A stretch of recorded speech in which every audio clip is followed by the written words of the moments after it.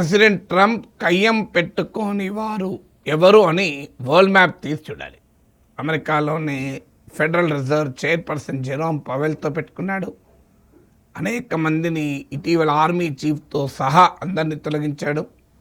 American supreme కోర్టును చాలా దారుణంగా మాట్లాడాడు. సో అమెరికన్ మీడియాతో రోజు ఘర్షణ పడతాడు.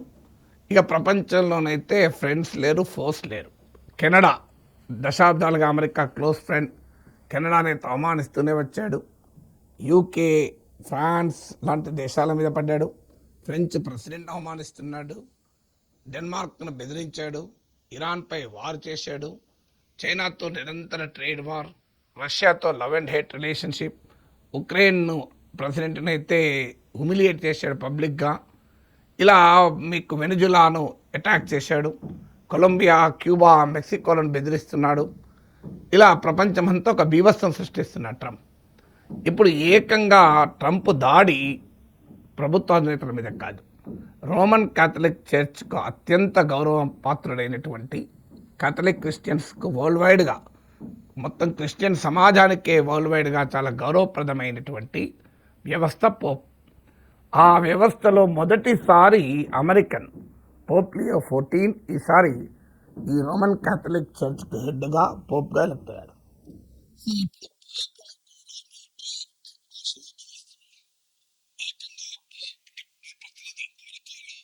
వాటికన్ ప్రతినిధిని పిలిపించి జనవరిలోనే అమెరికన్ అధికారులు ట్రంప్ అడ్మినిస్ట్రేషన్లో ఉన్న అండర్ సెక్రటరీ పిలిపించి దాదాపు ఆ లాంగ్వేజ్ మీడియాలో వచ్చిందైతే సైనిక భాషలో, మిలిటరీ భాషలో బెదిరించారు. సో ఇది అమెరికా మీడియాలోని కొన్ని సెక్షన్లో వచ్చింది.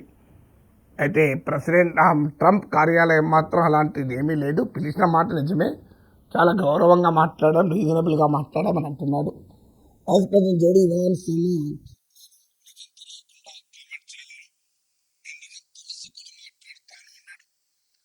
కానీ పోప్ ఆఫీస్ అయితే ఖండించలేదు.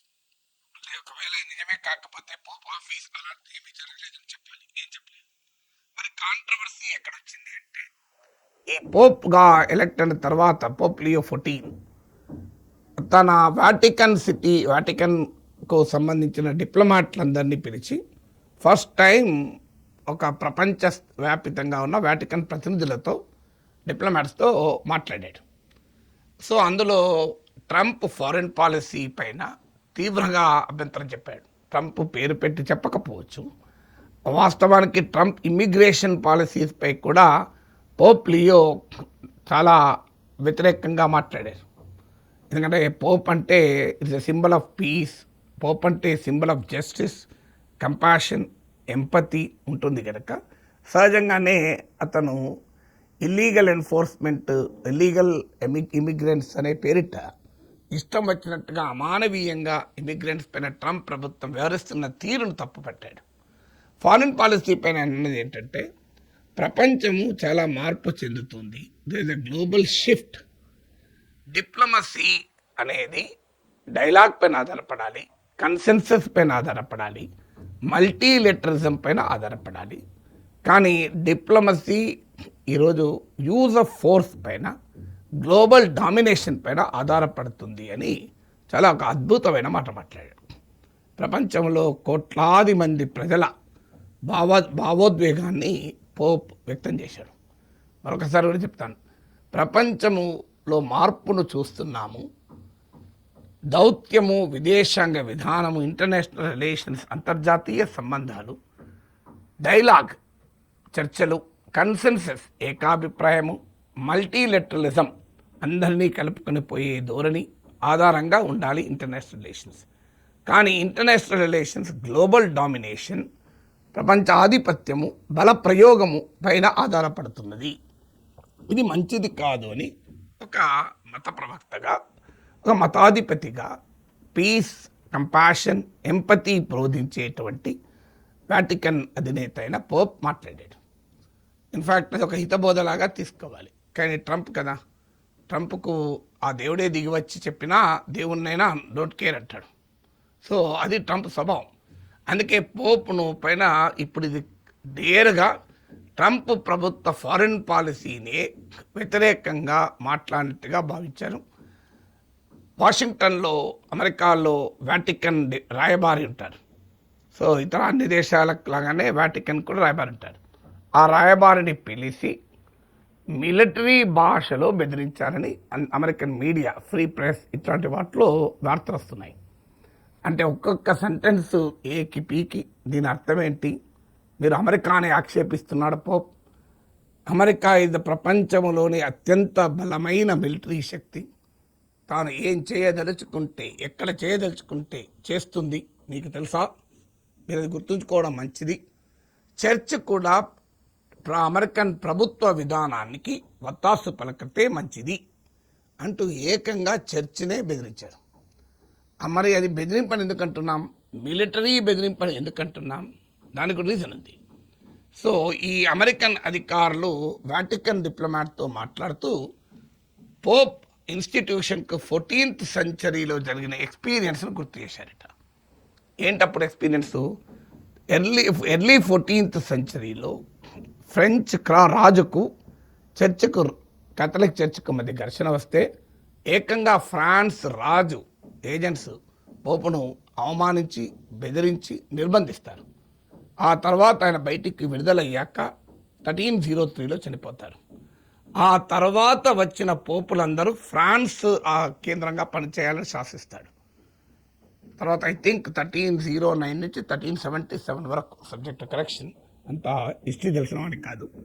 సో 7 పోప్స్ వాళ్ళ సీట్ ఫ్రాన్స్ నుంచి పనిచేసింది.